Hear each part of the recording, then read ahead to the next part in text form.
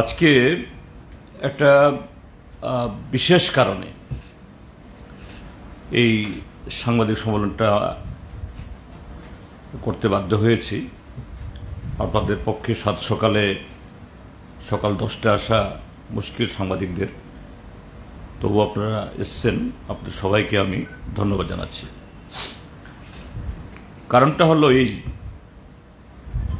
নির্বাচন, তাও লোকসভা নির্বাচন, অর্থাৎ আমাদের দেশের সর্বোচ্চ সাংবিধানিক প্রতিষ্ঠান বা আইনসভা নির্বাচন। সেই নির্বাচনে প্রতিদ্বন্দ্বী দলগুলোর মধ্যে উচ্চ রাজনৈতিক বিতর্ক হবে, কর্মসূচির ব্যাখ্যা হবে এবং দলগুলোর মধ্যে তাদের অতীতের কার্যকলাপ সম্পর্কে সেখানে প্রতিদ্বন্দ্বী দল তাদের সফলতা ব্যর্থতা এগুলি তুলে ধরবেন এবং অবশ্যই এটা হওয়া দরকার সত্য এবং বাস্তবতার উপরে ভিত্তি করে। কোনো অসত্য, মন গড়া এবং যে ব্যক্তি বা যে দল তারা এই জাতীয় সাংবাদিক সম্মেলন বা বক্তব্য রাখেন, সেই ক্ষেত্রেতে সেরকমই যাদের এই রাজনৈতিক, অর্থনৈতিক বা বিভিন্ন ক্ষেত্রেতে সে অভিজ্ঞতা আছে এবং একজন ব্যক্তি হিসাবে বা দল হিসাবেও সেরকম শালীনতা, সেরকম যে মার্জিত, তার সাথে গরিমা, এগুলি রাজনীতিতে থাকতে হয়। এই জন্যই এটাকে রাজনীতি বলা হয়। কিন্তু দুর্ভাগ্যের সাথে দেখা যাচ্ছে আমাদের দেশে এবং রাজ্যে বর্তমান শাসক দল ভারতীয় জনতা পার্টি, তাদের অভিধানে এই গরিমা, সততা, শালীনতা এগুলি বোধহয় তারা সব বিসর্জন দিতে চাইছেন। নির্বাচন মানে হল যে কোনোভাবেই ভোট হরণ করা, যে কোনোভাবেই জনগণকে বিভ্রান্ত করে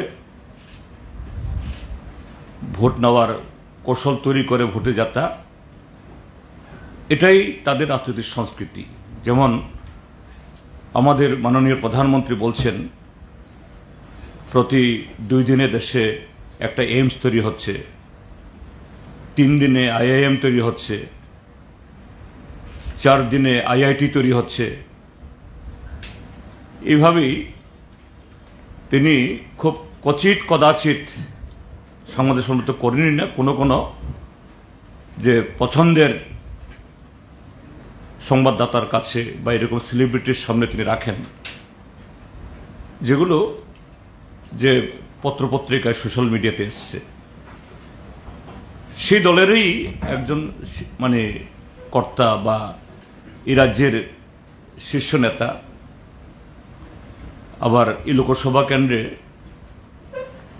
তাকে তার 4 বছরের মুখ্যমন্ত্রিত্বের কালে আনসেরিমনিয়াসলি কোনো ধরনের আগাম যে সতর্কবাণী বা জনগণের সামনে সেরকম কোনো ধরনের কারণ তুলে না ধরেই, আমি কারণ তুলে ধরার কথাটা বলছি কারণেই, কেননা দলের কোনো বড় পদ থেকে সরিয়ে দেওয়া এটা দলের আভ্যন্তরীণ ব্যাপার, কেউ জিজ্ঞেস করে না। কিন্তু কেউ যদি মুখ্যমন্ত্রীত্বের পদ আসীন হন, অলঙ্কৃত করেন,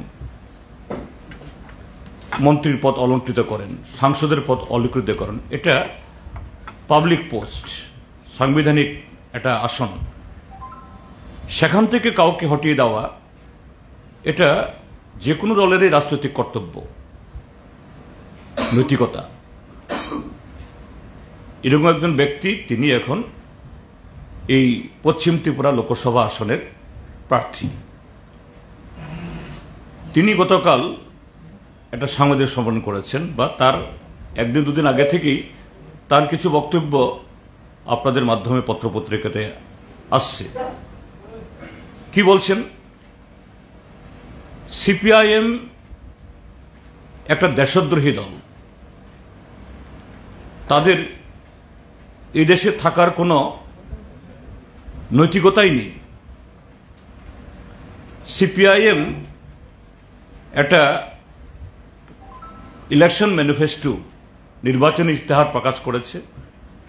তিনি কালকে আমাদের যে ইশতেহার, 44 পাতার ইশতেহার ইংরাজিতে, তিনি এটা নেড়ে নেড়ে বলছেন কি করে একটা দল এই ইশতেহার প্রকাশ করতে পারে, তাদের তো রাজনৈতিক দলের স্বীকৃতি বাতিল করে দেওয়া উচিত।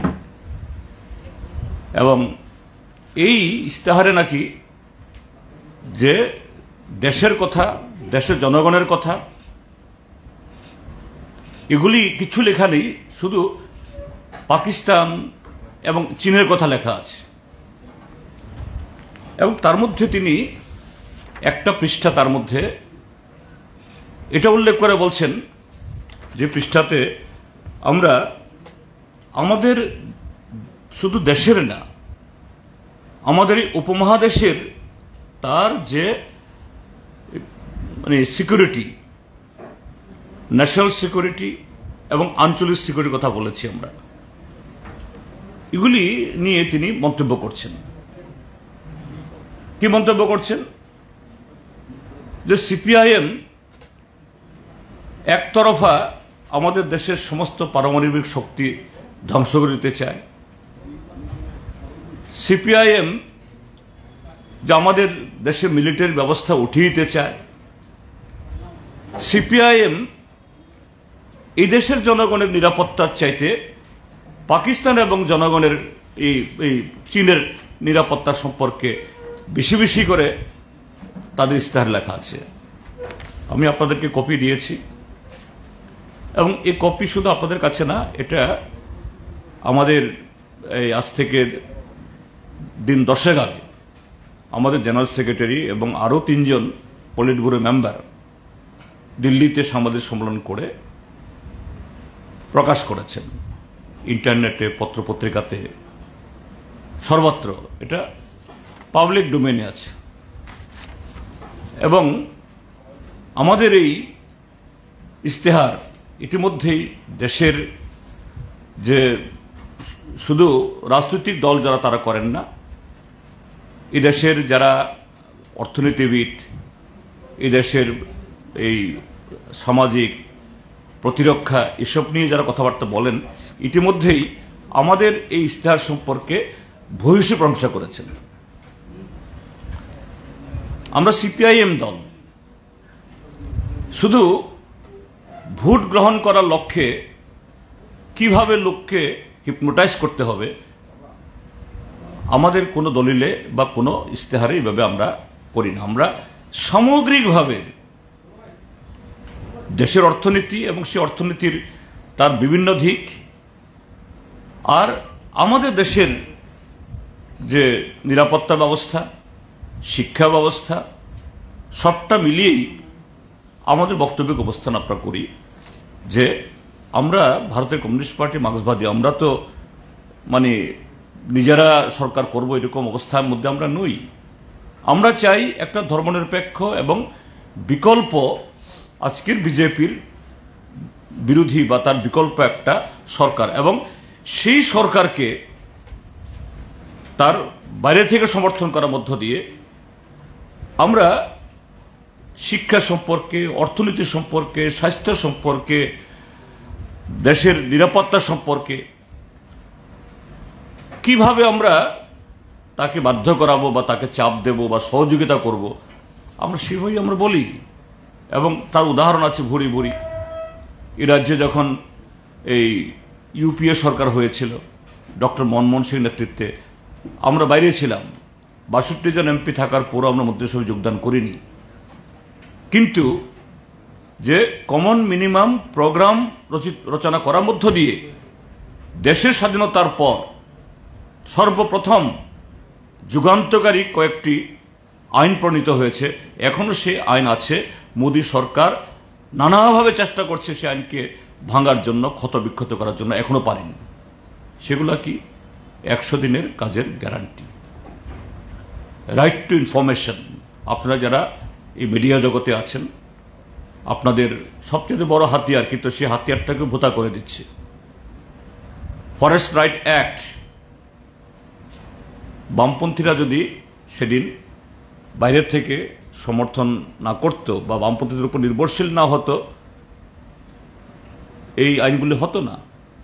এবং 2004 থেকে 2009 সাল অবধি প্রথম ইউপিএ সরকার, সেই সময়তেই এই যে 2008 সালের বিশ্বমন্দা হয়েছিল, আমেরিকা ইউরোপ ধসে গিয়েছিল, কিন্তু ভারত তার অবশ্যই অবস্থার মধ্যেও ইউরোপ এবং আমেরিকা থেকে আমাদের অর্থনীতি আরো দুর্বল হওয়া সত্ত্বেও আমাদের দেশে সরাসরি তার আঁচ লাগেনি, আঁচ লাগতে পারেনি।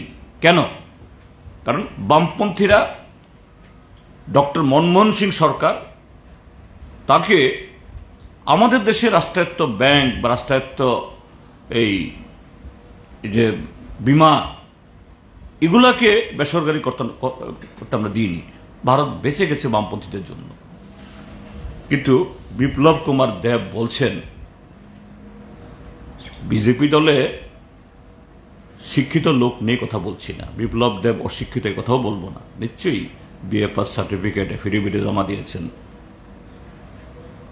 কিন্তু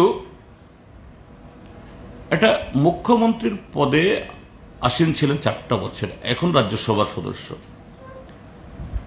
এই জাতীয় যে মূর্খের মতো কথা বলে কি করে? আসল কথাটা হলো, ভারতীয় জনতা পার্টিকে পরিচালনা করে আরএসএস। এই আরএসএস এর কাছে যারা দীক্ষিত হয়, এদের কাছে শুধু হিংসা ছাড়া সংকীর্ণ দেশের অর্থনীতি হোক বা শিক্ষা হোক, ওই অন্ধভক্ত তৈরি করা ছাড়া আরএসএস এর কারখানায় আর কিছু তৈরি হয় না। তাদের প্রধানমন্ত্রী যেমন নরেন্দ্র মোদী বলেন, 2 দিনে একটা এইমস তৈরি হচ্ছে, 3 দিনে একটা আইএম তৈরি হচ্ছে, 4 দিনে একটা আইআইটি তৈরি হচ্ছে। তো এরকম ভাবেই এই বিজেপি দলে এমএ পাস, বিএ পাস ছেলে মেয়ে নেই, কথা বলছি না, কিন্তু সব এই হোয়াটসঅ্যাপ ইউনিভার্সিটিতে তারা সে তথ্য নিয়ে এগুলি তারা বক্তৃতা করেন। বিপ্লব দেবও সেই হোয়াটসঅ্যাপ ইউনিভার্সিটির এক যোগ্য একজন সেভাবেই মুখ্যমন্ত্রী হয়েছেন। এবং তিনি আবার 4.5 বছর আরো মেয়াদ থাকা সত্ত্বেও তাকে আবার লোকসভাতে আনার চেষ্টা করা হচ্ছে। আমি এই জায়গাতে বিপ্লব দাকে বলবো, প্রার্থীদের বিরুদ্ধে আমরা ব্যক্তিগত বলি না, কিন্তু ত্রিপুরাজ্যের রাজনৈতিক সংস্কৃতিতে বিগত কয়েক দশকে যে কয়েকজন রাজনীতিক এখানে হিংসা, ভোটে কারচুপি এবং বিভাজনের রাজনীতি এনেছেন, এর আগে সন্তোষ মোহন দেবের তার কৃতিত্ব ছিল, যার নাম পড়েছিল সন্ত্রাস মোহন দেব নামে। আর তার প্রায় আরো 35-40 বছর বাদে এই বিপ্লব দেব সেখানে তার নতুন সংস্করণ, এই রাজ্যে বাইক বাহিনী, হেলমেট বাহিনী, বিরোধী দলের অফিস কাছারি ভেঙে দেওয়া। এবং এই কদিন আগেও একটা জনসভায় দেখছিলাম, তিনি বক্তৃতা করছেন, যে গর্ব করে বলছেন, আমি বিরোধী দলের 900 পার্টির অফিস ভেঙে দিয়েছি। আপনাদের চ্যানেলগুলোতে দেখেছি। এইভাবেই নাকি ত্রিপুরাজ্যের মধ্যে যে অবৈধ রাজনৈতিক ব্যবস্থা হতো। আর তিনি এসে তার সংস্কার করেছিল। আমি দেখাবো আপনাদেরকে। এই বিপ্লব দেব একদিকে যখন বিরোধী দলের পার্টি অফিসগুলো ভেঙেছে, সারা ত্রিপুরাজ্যে বিজেপির অসংখ্য অফিস এরকম করে এখন মাথা তুলে দাঁড়িয়ে আছে, এগুলা থেকে নির্বাচনী কাজকর্ম চালাচ্ছে। এগুলোর উপরে আমি মাননীয় আদালতে, হাইকোর্টে একটা রিট পিটিশন করেছিলাম, এই এফিডেভিট জমা দিয়েছিলাম। এই এফিডেভিট বলে সেখানে এফিডেভিটের এই রিটটা হয়েছে হলো আদালতের তরফ থেকে ইয়েতে, ওই রিটের নাম্বারটা হলো WP(C PIL 21 of 2019 in the High Court of Tripura, Agartala। অর্থাৎ হাইকোর্টের একটা এরকমই একটা PIL হয়েছিল। এই PIL ইয়েতে আমি CPIM দলের তরফ থেকে একটা তথ্য জমা দিয়েছিল এফিডেভিট করে, যে সারা ত্রিপুরা যে ধর্মনগর থেকে সাবরুম অবধি অসংখ্য বিজেপির অফিস এবং তার শাখা সংগঠনগুলো, BMS, তারপরে বিবেকানন্দ, কি জানি বিচার মঞ্চ ইত্যাদি ইত্যাদি, যদি CPIM এবং অন্যান্য দল যারা 40-50 বছর আগে, কংগ্রেস দলও আছে, যেহেতু ত্রিপুরাজ্যের মধ্যে 60% জমি ফরেস্ট এরিয়াতে, তো সেরকমভাবে ত্রিপুরাজ্যে শুধু পার্টি অফিস না, বাজার, হাসপাতাল, অফিস, স্কুল ইত্যাদি বিভিন্ন প্রতিষ্ঠান গড়ে উঠেছে। সেগুলো যদি বেআইনি হয়, সরকার বিরোধী দলের অফিস দেখে দেখে ভেঙে দিয়েছে, তাহলে বর্তমান শাসক দল তাদের অফিস থাকতে পারে কি করে? আমার সেই এফিডেভিটের পর মাননীয় আদালত সরকার পক্ষকে নির্দেশ দিয়েছে যে সরকার পক্ষও এরকম এই মুহূর্তে কটা অফিস এরকম খাস জায়গা দাঁড়িয়ে আছে।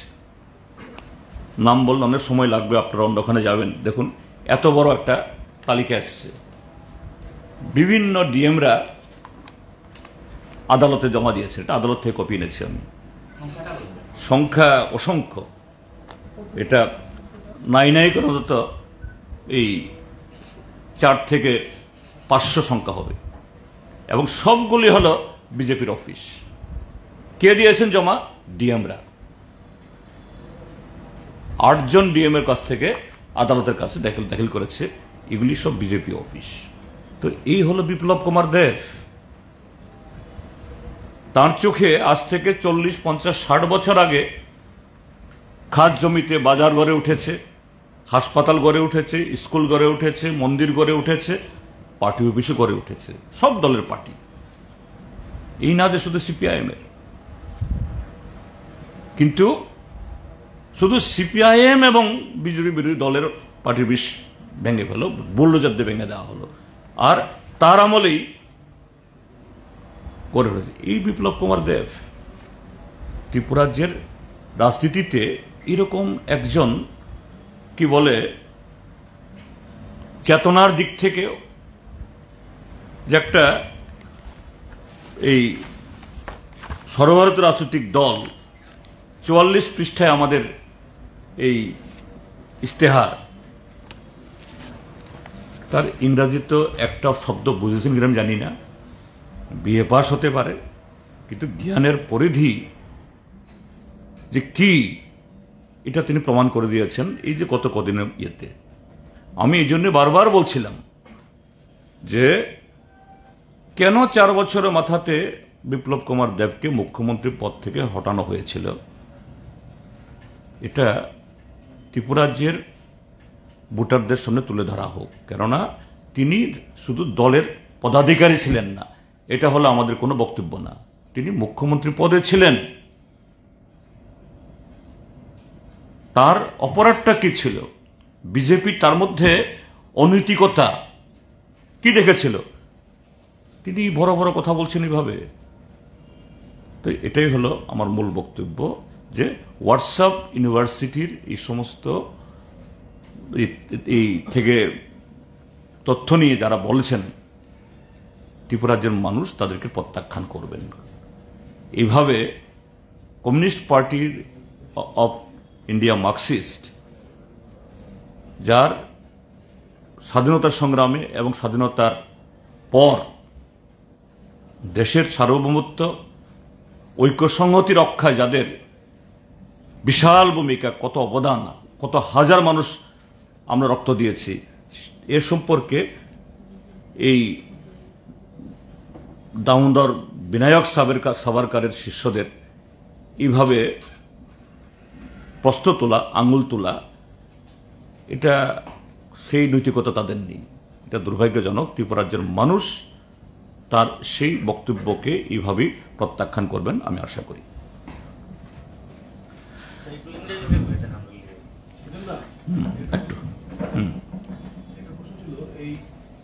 বিপ্লব দেবের সময় দেখা গেছে এই বাইক বাহিনী এগুলোর একটা উৎপাদ ছিল। একটার সময় পর উনি মুখ্যমন্ত্রী থেকে সরে গেছেন বা সরিয়ে দেওয়া হয়েছে। এরপরে চিত্র এবং আবার উনি ফিরে এসেছেন, চিত্রটা কেমন কিভাবে দেখছেন? এখানেই বিষয়টা বোঝার বিজেপি দলটা কেমন। বিপ্লব কুমার দেবকে 4 বছরের মাথায় তার আসন থেকে নামিয়ে দিল্লিতে পাঠিয়ে দেওয়ার অন্যতম কারণ হল এই রাজনৈতিক সন্ত্রাস এবং ত্রিপুরাজ্যের মধ্যে যুব সমাজকে একদিকে ড্রাগ, অন্যদিকে এই রাজনৈতিক মাফিয়াতে করার মধ্য দিয়ে এখানকার টোটাল পরিস্থিতি পলিউট করার জন্য। অন্য কারণ তো আছেই, এগুলি আমাদের বলতে রুচি বাদে, আমরাও জানি এগুলি, যাই হোক এগুলি বলছি না এখানে। এবং তার এই ইয়ার ফলে বিজেপি দল এই যে গত 2023-এর বিধানসভা নির্বাচনে তাদের ভোট 11% কমে গেল, এত শত চেষ্টা করার পরও। মথা যদি এই বিশ্বাসঘাতকতা না করত, আজকে বিজেপি দল ত্রিপুরা রাজ্যের মধ্যে প্রায় হারিয়ে যেত। তো এখান থেকে বিজেপি একটু শিক্ষা নিয়েছে, কিন্তু শিক্ষা নিলেও ভালো শিক্ষা গ্রহণ করে দেশকে ভালো পথে পরিচালনা করার এরকম মানসিকতা বিজেপির মধ্যে নেই। এখন দেখলো গত 1 বছরের এই শাসনে বিজেপি দল আরো বেশি জনগণের যে অভিশাপ বা জনগণ থেকে বিচ্ছিন্ন হয়েছে, যেটা আমরা এই ভোটের মুহূর্তেও দেখছি বিভিন্ন জায়গাতে, কোথাও পানীয় জল, কোথাও বিদ্যুৎ, কোথাও রাস্তার জন্য মানুষ রাস্তা রোকো করে। কাজে বিজেপি দল দেখলো যে না, ওই রাস্তাতেই ওই বাইক বাহিনী, এদেরকে যদি আবার একটু কাজে না লাগানো যায় তাহলে প্রদ্যোৎ মাণিক্য কিছু তাদের হাত ধরলেও 2টি লোকসভা কেন্দ্রে তাদের যে অনিশ্চয়তা এর থেকে বেরোতে পারছে না। কাজেই সেই চেষ্টায় সেই বাইক বাহিনীদেরকে আবার পুনর্বার ফিরিয়ে আনা যায় কিনা, তার জন্যই তাকে আবার পুনর্বাসন দিয়েছে, কিন্তু এতে কাজ হবে না। বিজেপির থিঙ্ক ট্যাঙ্ক যারা ভেবেছে এতে কিচ্ছু কাজ হবে না। গতকালই যে রোড শো ছিল ইন্ডিয়া ব্লকের, প্রিয়াঙ্কা গান্ধীর উপস্থিতিতে এই আগরতলা শহর প্রত্যক্ষ করেছেন যে মানুষ এই দম বন্ধকর অবস্থা থেকে বেরিয়ে আসতে চায়। গতকালই এই আগরতলা রাজপথ তা প্রত্যক্ষ করেছে। কদিন আগে বিজেপির প্রাক্তন একজন বিধায়ক ওই দল ছেড়ে কংগ্রেসে যোগ দিয়েছেন এবং বলেছেন যে বিপ্লব দেব প্রার্থী, উনি নাকি 10টা ইংরেজি বলতে পারেন না। তো আপনি বলছেন যে এই 44 পাতার ইংরেজি ম্যানিফেস্টো করেছে কিনা, ওনার বিএ পাস সার্টিফিকেট জমা দিয়েছে, এ নিয়ে কি সন্দেহ আছে কিছু? না, আমি সার্টিফিকেট সম্পর্কে আমি সন্দেহ প্রকাশ করছি না। তবে তুমি বললে, প্রশ্ন করে বলতে হয়, পূর্ব ত্রিপুরা আসনের প্রার্থীর সম্পর্কে তিনি সন্দেহ তৈরি করেছেন, আমাদের না।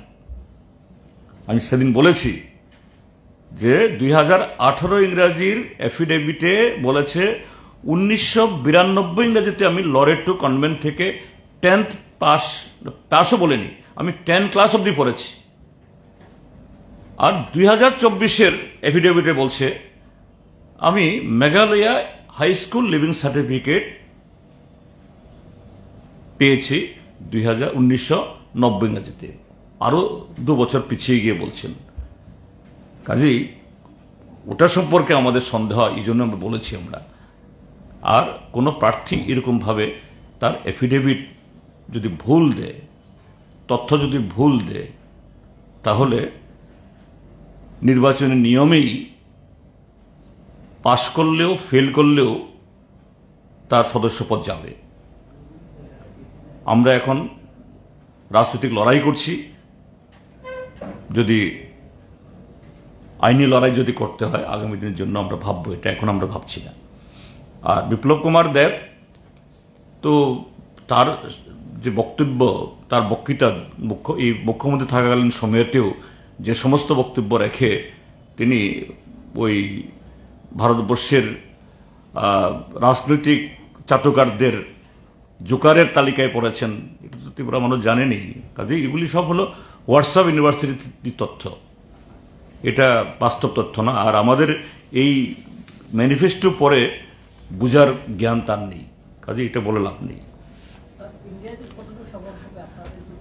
100 ভাগ। আজকে তো আমি তো বলেছি, যদিও জনসভা শুরু হয়নি, এখন সাবরুম থেকে খবর এসছে 20টা বাস দাঁড় করিয়েছে। এই একটু আগে, আমি এখানে আসার আগে আমাকে ফোন করছিল একজন, 20টা বাস দাঁড় করিয়েছে, কোন রকমে 6টা বাসে লোক ঢুকে পাঠিয়েছে, বাকি 12টা বাস আর আগটলামুখ হয়নি। আমার যেহেতু আমার বিধানসভা কেন্দ্র, আমার মহকুমা, নীতি বিজিবির লোক কত আসলো, বলছে 20টা বাস আছে, 6টা বাস গেছে আর 12টা বাস স্ট্যান্ডে চলে গেছে। হ্যাঁ, মেসেজ হলো ভারত দেশের মানুষের সাথে এই ত্রিপুরা রাজ্যের মানুষও বিজেপিকে ক্ষমতা থেকে হটিয়ে আমাদের দেশকে রক্ষার, সংবিধান রক্ষার জন্য দৃঢ় প্রতিজ্ঞ। বিজেপি গণতান্ত্রিক পথে গিয়ে জনগণের এই রায় সে কখনো স্বীকার করে না, এবারও করতে চাইবে না, নানা ধরনের ফন্ডি সৃষ্টি করতে পারে। আমার আবেদন থাকবে, সকাল সকাল আগামী 19 এবং 26 ঘর থেকে বের হন। যে কোনো পবিত্র কাজ আমরা সকালে ঘুম থেকে উঠে স্নান করে আমরা করি, এটা সবচেয়ে বড় পবিত্র কাজ। কাজে সেদিন করুন, বিজেপির পতন অনিবার্য। একই রামনগর বিধানসভা কেন্দ্র তো আরো বেশি, সেখানকার মানুষ জবরদস্তি করে এদের আই কার্ড, তারপরে কমিশন যে এই দিয়েছে, এগুলি ভোটার স্লিপ বিলি করছে, এগুলি নাকি তুলে নিয়ে যাচ্ছে। তো পরাজয়ের আতঙ্ক কিভাবে এদের মনকে গ্রাস করেছে, এটাই তো বোঝা যায়। স্যার, স্পেশালি ফর টিপ্রাসাদের কি বার্তা দিতে চাইবেন আপনি? চিনি টিপ্রাসা তাকক বকরগুনি স্থানীয় ও কক সানার নাইও টিপ্রাসা হিনই থাংনাই বিশিদক আইপিএফটি এবং আবনি হল ত্রিপুরা মথা ত্রিপুরা সর্বনথংকা চিনি ত্রিপুরাহানি যত লোকর নথংকা। যে বিপ্লব দেব এই 8 জানুয়ারি 2019 बांग्लादेशी इसको हम हटाएंगे, वो विप्लव देव मेरा परम मित्र हो गया। अभी एडीसी এলাকাতে গিয়ে বলছে, আমাদের ট্রাইবাল এলাকাতে গিয়ে, বিপ্লব দেব মেরা মিত্র, যে মিত্র তোমার লোককে গুলি করে পৃথিবী থেকে সরিতে চায়, আর সেই বিপ্লব দেব এখন পরম মিত্র, শুধু মিত্র না। কাজেই চিনি ত্রিপ্রাসা তাকু বুখরব আপু বুচিদি, হ্যাঁ চিনি রাজানি বুসুক রাজবানী চেরাইব বনসুং বরম গাইও হাম যাব। কিন্তু চিনি থিনাংন, চিনি সিনিমুংন, চিনি হানো চিনি মান্থাইন আমটি খাই ফালেরিউই ব বিজেপি হাই দলন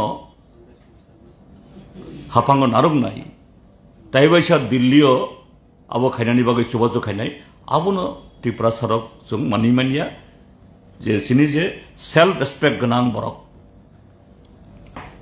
सागना हामजांनाय बरक दफान हामजांनाय बरक केबो आबोनो गसि मानिया काजे आनि अबतन नाय व्यक्तिगतभावे प्रार्थी बाय दलनि नेता बाय चिनि कोनो केना करी कोनो आरि करी किन्तु आबो चिनि फ्यूचार चिनि थिना चिनि हानि देशनि आबोनि बागै जों जत्न गोख्रों खायमा बसानाय স্যার আরেকটা বিষয় লাস্ট টাইম যখন প্রধানমন্ত্রী এসেছিলেন আমাদের ত্রিপুরা রাজ্যে তখন তো ত্রিপুরা মাথারা কালো পতাকা দিয়ে বিরোধিতা করেছেন এখন মোস্ট ওয়েলকাম কি বলবেন এই বিষয়ে সেটাই তো বলছি ত্রিপুরা মথাই হোক আর ভারতীয় জনতা পার্টি হোক এরা হলো যে এদের চিন্তা ভাবনা কর্মসূচি স্লোগানের মধ্যে সর্বত্র একটা পরস্পর বিরোধিতা এরা দিনকে রাত বলে রাতকে দিন বলে আমি তো একটু আগে বললাম যে এই বিপ্লব কুমার দেবকে বলছিল ত্রিপুরা সাদের সবচেয়ে বড় শত্রু আর এখন বলছে সবচেয়ে বড় মিত্র এবং সেদিন কুমারঘাটে কি বলল এখানে একটা বছর আগে কি বলছিল এই যে চললামে দাঁড়িয়ে ये मेरा अंतिम राजनीति का मंच होगा हम राजनीति छोड़ देंगे पॉलिटिक्स में कुछ होता नहीं है ये भारतीय जनता पार्टी त्रिपुरा को कुछ नहीं दिया ये ठकाई पार्टी সেদিন কুমারঘাটে শুনলাম आदरणीय गृह मंत्री जी आप हमको बहुत कुछ दिया है 11 मास आगे कुछ नहीं दिया हमको खत्म करने के लिए कोशिश हो रहा है और 11 मास बादे माननीय गृह मंत्री जी आप हमको बहुत कुछ दिया है क्या दिया है बहुत कुछ तो सेजन्य बोलছি যে আজকে তখন কালো পতাকা এখন আবার দুহাত তুলে প্রশংসা এটা কদিন বাদে তারা নিজেদেরকে অস্বীকার করবে এটাই হয় যারা জনবিচ্ছিন্নতা হলে পরে বা জনবিরোধী মানসিকতায় যারা সব করে শুধু আবেগ নিয়ে রাজনীতি করে তাদের এই পরিণতি হতে বাধ্য এটাই হয়েছিল টিউজেএস এর আইএনপিটির আইপিএফটির এবং শুধু তা নয় যে ওভারগ্রাউন্ড পলিটিক্স না আন্ডারগ্রাউন্ড পলিটিক্স করেও টিএনবি এনএলএফটি টাইগার ফোর্স করে আমাদের বহু ভালো ভালো ছেলেদের মগজ ধুলাই করে এদের জীবন নষ্ট করেছিল এরাও উপলব্ধি করছে আজকে এবং এগুলি একটা সময় সাংঘাতিক খতরনাক ছিল